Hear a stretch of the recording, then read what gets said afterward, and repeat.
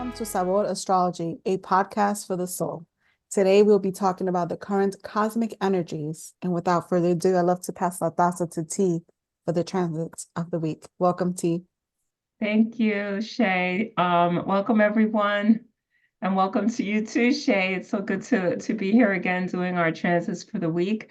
We have a lot going on. We have some ingresses, which means planets move into other signs, into new signs. And the first one we're going to talk about is Sun enters Aquarius on the 20th. Yay! Happy birthday, Aquarius people, all you Aquarians. Just to talk about it a little bit, Aquarius is an air sign and it's fixed in its modality. The symbol is that of a water bearer.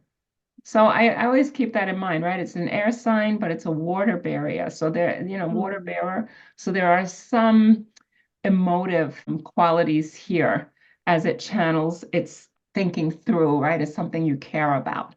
Aquarius lives in the 11th house, which is of larger connections and communities, organizations. It's known as being a revolutionary, right? Revolutionists. Aquarius are ruled by both Saturn in a traditional sense and Uranus in a modern sense of rulership, planet rulership. And that's a whole course in itself. I mean, you can go back and forth about the differences. Sometimes people see where Aquarius was actually sort of synonymous with Uranus, which is kind of like a whole other discussion, but I just wanted to address that here and just say, yeah, we know about that and we're taking that into account. Aquarians are known for their high intelligence, their humanitarianism, and their ability to affect large social change. So they're seen as the great liberator. Think hopes and desires in the larger scope of our world. Anything you want to add to that one? Yeah, they're here to add to the Liberator. They're really here to break apart from this Capricorn season, which was about building, planning. And now, as we shift into Aquarius, it starts to liberate us from maybe the things that we weren't able to stick to, or things that we were too stringent on, and just breaking apart from those things so our plans can come to fruition. There's a sense of emotive freedom and logical freedom with the sun in Aquarius. It is also a time where we can all focus on, either if we're into technology or becoming viral, this is a good time to start thinking about our presence in social media or platforms that elevate our voices, because this is about freedom again, where we can especially work in communitary avenues. So, for instance, being more inclined to share with others that our perspective is not ours only to keep, but for others to also learn from us, and vice versa. And there's a liberation and innovation of our ideas that come through as the sun beams its light in the sign of Aquarius. As it is ruled by both Saturn and Uranus, there could be a lot of changes. So there could be changes in how our systems work, how we're used to things happening. Our routines might change, right? The Capricornian things change as we go into a month of Aquarius. So take your time, try to balance the mind and the emotions here, because Aquarius can tend to be a little bit detached in emotion and more attached to logic. So working how to integrate those together so we can have a real fulfilling Aquarius season. Yeah, that's really excellent. I was gonna say is how you put that, especially the piece about going viral, right? I'm from the medical profession initially, right? So that, going viral is not the thing you want to have happen, right? Although we now today socially, we want to go viral, but think about COVID. Think about COVID. At that time of the year in early 2020, we were starting to go viral, but that was it with the COVID virus, right? So that think about what you're putting out into the universe during this period of time. Is it something that is going to be damaging? Is it something that's going to be, beneficial for us? But those are some thoughts that come to mind. It was like, oh my goodness, like we were in February, I think, going into early March when we were all put on lockdown in 2020. And so this virus was starting to increase during the Aquarian period of time, Mm. right before that. So anyway, so that was just a thought that you flicker in my mind. So thank you for Mhm. that. Pluto enters Aquarius on the 20th. So that's going to help exactly what Mm. Shayla's talking about, this transformation. You know, Pluto is a planet, and they named it a dwarf planet. They demoted it. It's an outer planet, and it's slow moving. It takes 246 years to go around the sun.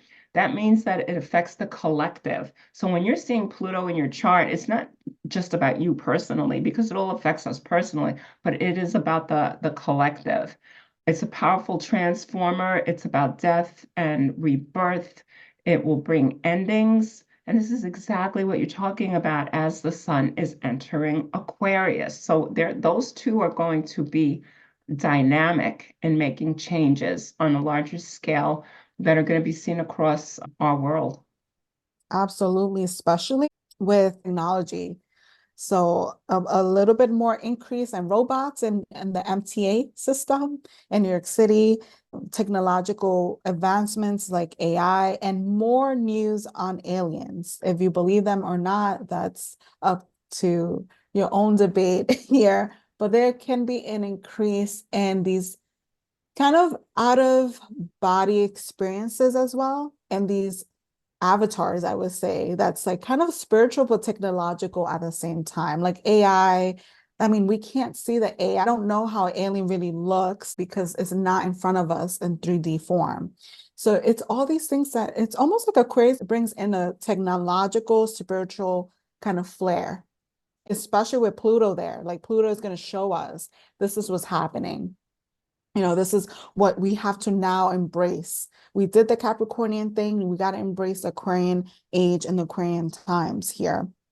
I'm getting also political policies, a overturning of some old, really old policies, and also new reforms. Especially, I'm getting reforms around women's health and women's issues and women's reproductive reforms like abortion. So there could be some type of unearthing here. So Aquarius is an air sign, so it's the element of air, but there needs to be like this earth element here. So I feel like Pluto will bring that in to unearth and show all these potentials that can happen as these two master transformer comes into play. So it can bring a lot of Aquarian zap, like changes real quick, or we might be taken by surprise. Again, this is global. This is not just individual. I really have to keep myself from not continuing to comment on everything that you say because it's just such a rich discussion. This is so rich because, we just learn so much from each other, just this whole idea of sharing ideas and concepts really makes such a difference. And if people have comments and they want to continue the conversation, shoot your comments down below. Let us know, email us, and we'll continue the conversation. Our next planet entering a sign is Venus enters Capricorn, and that's on the 23rd. Venus has just come from Sagittarius, where she's all out there. She's like dynamic, right? In Capricorn, she's more cautious.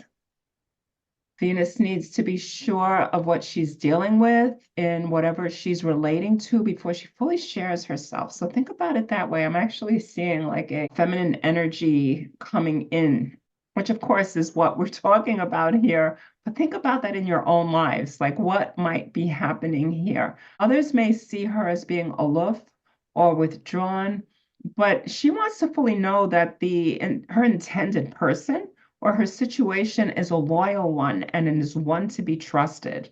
So she'll take her time.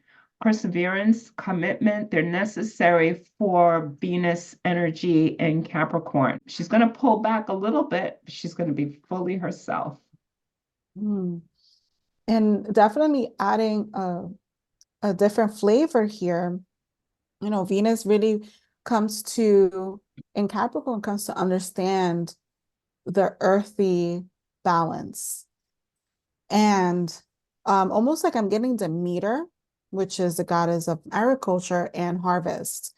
So this could be a great time for us to harvest things, whether it's not what we're not hoarding, but holding things, making things more simple so we live more of a simple life where we can be receptive. Because a lot of us are like on edge. There's like a lot of energies. And this Venus really brings us to this place of like, okay, how can I work through my day to day? How can I work through what's in front of me right now rather than looking everywhere else? So it's very focused. Venus becomes real focused here. She becomes more attuned in terms of, okay, the daily mundane life. So it can help us move forward in a way that is earthy, that is grounding. And I always say grounding is because my moon is in Taurus. So I'm always going to talk about that. So it's going to help us connect closer to earth. I would say what's coming up for me right now is for us to do like a lot of things with yoga, like connecting again, mind body connection here, doing more breath work, especially when we're still in that Aquarius season and implementing Venus and Capricorn. Also, in terms of finances, it could be a very powerful time for us. So money can come in a lot easier. There could be a sense of maintaining a level of structure and organization with money. So not overspending, right? We're probably saving a little bit more for the vacation time in the summer or for the family vacations or whatever it is that we have a goal towards. And Venus and Capricorn is going to have the opportunity. She might not always feel as comfortable in Capricorn because Capricorn can feel a little bit stagnant in some way, somehow for the Venus, but it also is also very balancing for her. So we can work with it in that way during this time. We've just talked all about Aquarius. The sun is going to enter Aquarius.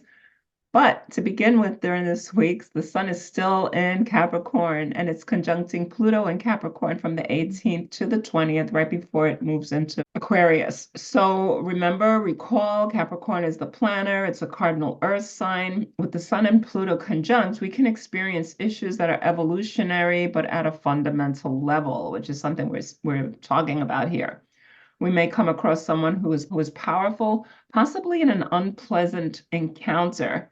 Be aware too that you might be that person who is bringing something that's unpleasant to the plate. So reflect on any actions that you're going to take, okay? Because Capricorn is again about planning. Think about that goat, not the sea goat so much, but that goat who walks up at the side of the mountain, who is just taking his time.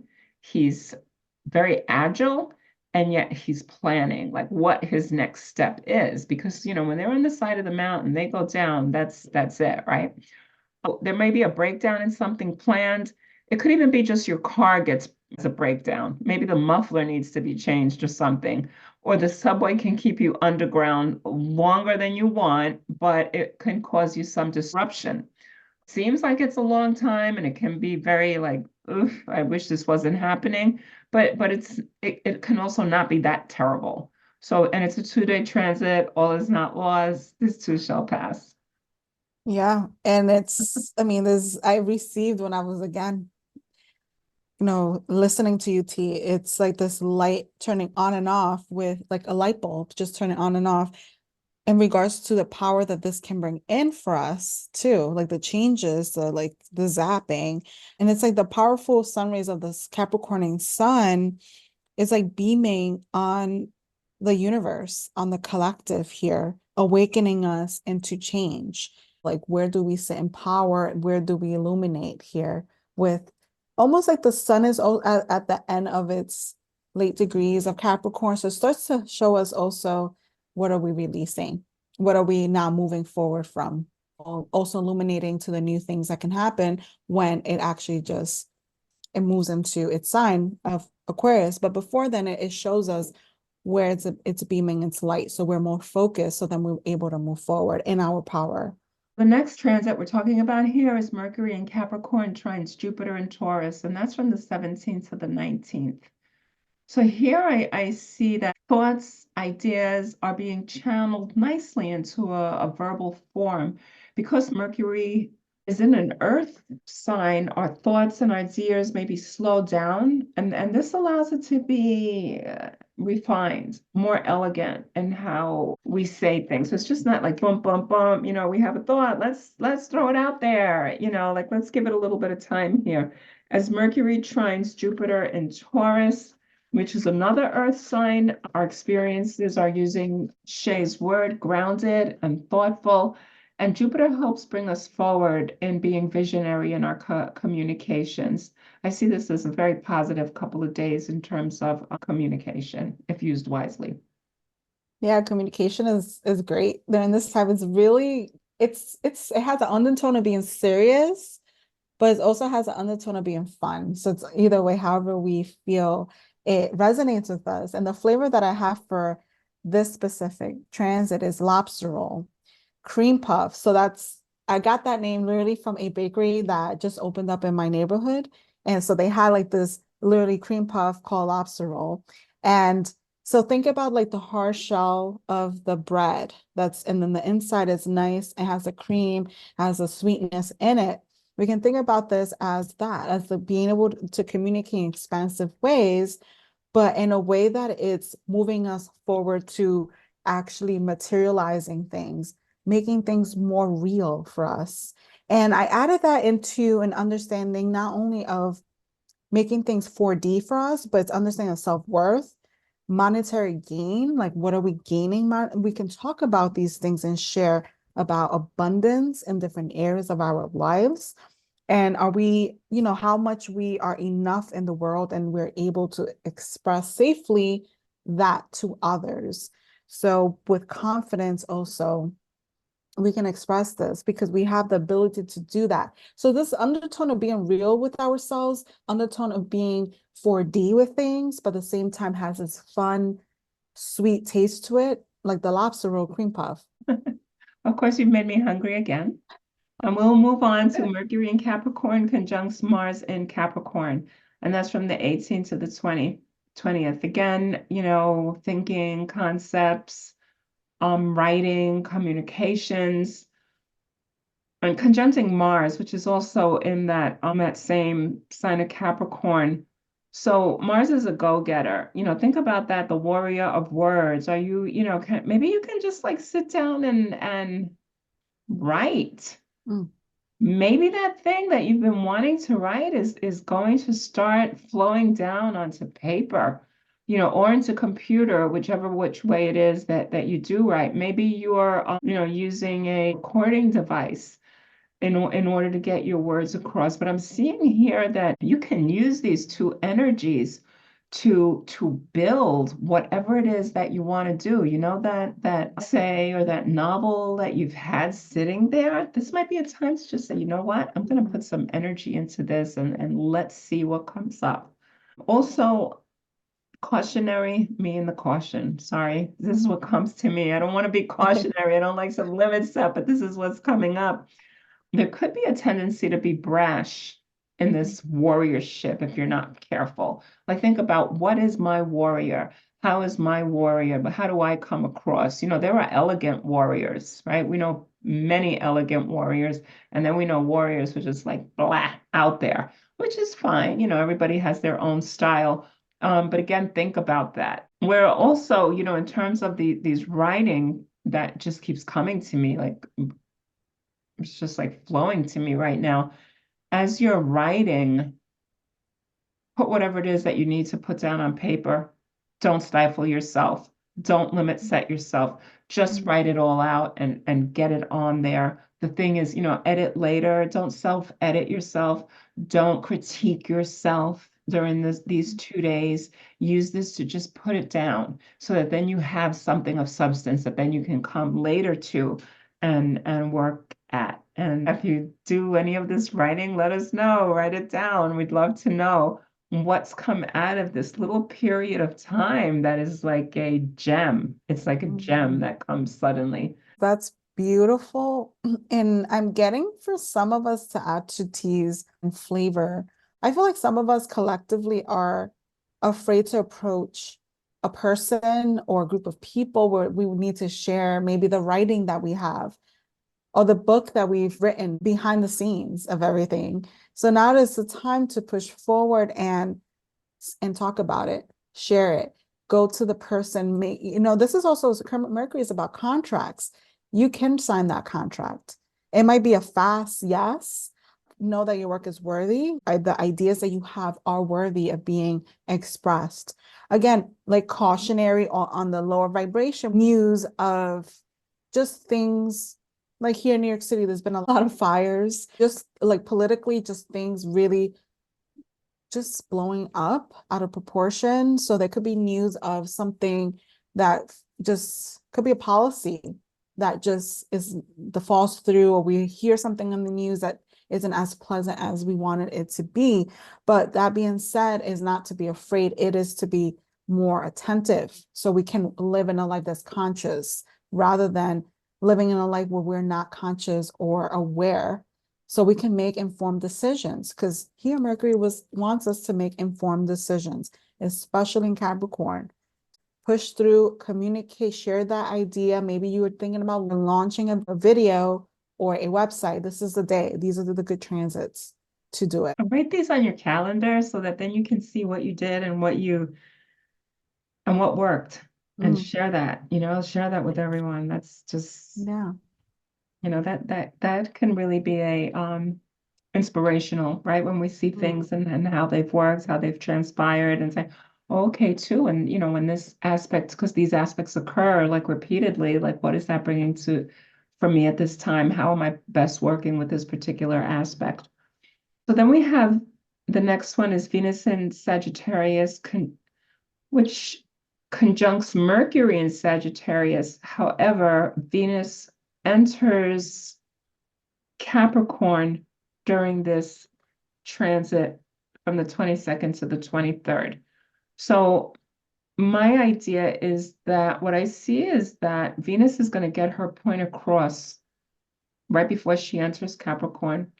Look for someone has a feminine flair, who's a powerhouse in business. She can give you facts. She'll give you figures you need for your transaction or your business deal. And listen to this. This is going to come in like a little slice of time. During that slice of time, pay attention, because once Venus enters Capricorn, you can use this information to go ahead with your plans. Absolutely. And it's just this, again, chatty. It's information being given to us. Because Venus is in play here, it's like we're receiving that news. Okay, we're being receptive to that information. Flavor of this transit, it's sweet cream, like coffee, right? Lattes. It's that Capricornian energy that's coming in. And communion and conversations over caffeine, right? Over talking about something that's important. Maybe the conversation is not that serious. Maybe it's not even anything that holds any value, but it is fun. It is something that brings joy. We can think about that over coffee. For instance, I always talk about this, but one way that I commune with others is through coffee. For instance, my mother and I, in the mornings, we chat over coffee.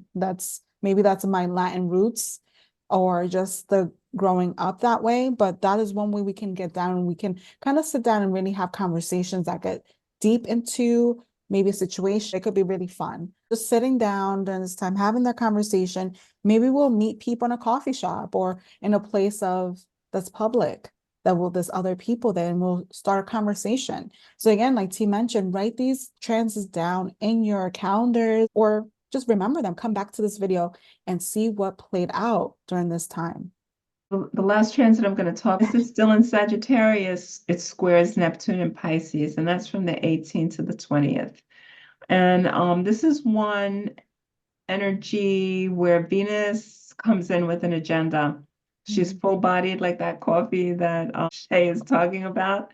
She's aware, she's pushing forward, right? She's assertive. She has that little bit of vitality there, that lot of bit of vitality. And the challenge is that Neptune, in the larger sense, is a planet that's moving slowly. It's not concentrating on the details. It's happy to let things go with the flow in Pisces, right? So you have fire, you have water, and together you have smoke, right? cut through the illusion, cut through the illusion. Know that patience is key for you in this situation and for any other person in the situation that comes up to you. The other thing that I do want to reiterate is that when we talk about Venus, we say she, right? I do at least. Venus is a planet. Okay, it's an energy that we're talking about here. So, I'm saying look for the feminine flair. Could be feminine flair, but it also can be a male person. It could be someone who doesn't identify with having a gender, like coming through. Just be aware of the energy. There are different types of energy. We all embody different energies at different times. So be aware of that. Like, let's not get stuck in the masculine, the feminine. These are just ways that we've spoken for lifetimes. And we're starting to get new language. We're starting to develop new ways of saying things. So when I say she, feminine, that's just my language that I've learned how to speak, how I've learned to communicate my ideals through. And it's something that's ever changing. Absolutely. And once we break that barrier, then it's more clear. That really doesn't really put that much of an emphasis on, it's just more like T mentioned, the aura and the energy. You can place it however you like, get creative with it, right? And see how that plays out and also in your life. What does feminine mean in your life? And add that to the energy of Venus. Also, some philosophy, and I'm not sure why this philosophy came up as I was preparing this, because Venus is a lower octave of Neptune. So it's like the higher self, lower self here, rectifying themselves through some sort of combat or frustration or indecision. And we have to look closely at our philosophies, like T mentioned, our thought patterns, our language here. And definitely cutting through, it's like we're cutting through all the lies we've created for ourselves, all the illusions we've done for ourselves, all the lies we've created around our philosophies. Okay. Especially when it comes around family, land, our roots.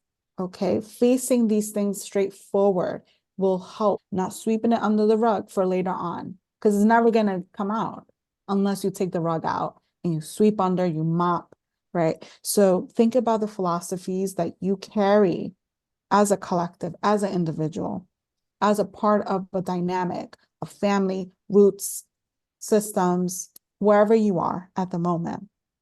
I'm also getting for some people to start thinking about their real estate, about their homes. There could be some change in that, but it's like we're cutting away the kind of like the fears of what that means for us of home and moving place to place or where we need to be at this moment. So we're cutting through a lot. We're taking a machete and we're cutting through some grass here so we can get to the other side. I mean, it might look greener, it might look more purple, it might look more red or yellow, however it looks like. And hope that can serve you all well during this week. Thank you, Shay. I love doing this with you, this podcast, and love to hear from everyone. I am open for consultations. You can sign in at teresavarela.com. And also, I'm doing some writing and all those lovely things that we, like to do. Building, right? We were just, we're in Capricorn season, so this is what's happening. What about you, Shay? So I will be, again, I am always available for consultations, sessions, in person and online by phone. So you can always reach out. I will be linking the information for T and for I down below in the description box. This upcoming Friday, I will be partnership with Dr. Emily C. from Emily Grace Acupuncture. We'll be doing a tarot, free ear seed treatments, and plant sale. So that will be this Friday, January 19th from 2 to 4 p.m. at Baxter Street. So this will be in Chinatown, New York City, and all the information will be linked down below. Feel free to ask questions. And thank you all for being part of such a beautiful podcast. And remember to check out Patreon. We spoke about Ricky Martin and Diane Keaton in our Capricorn bonus episode, so check it out there. We will be also posting that information down below so you can have access on where you need to go to become a member of our Patreon. And con mucho sabor, Sabor Astrology. Thank you. Bye, everyone. Thank you, everyone, for tuning in to Sabor Astrology with T and Shay. Remember to like, share, and subscribe, and we will see you on the next one.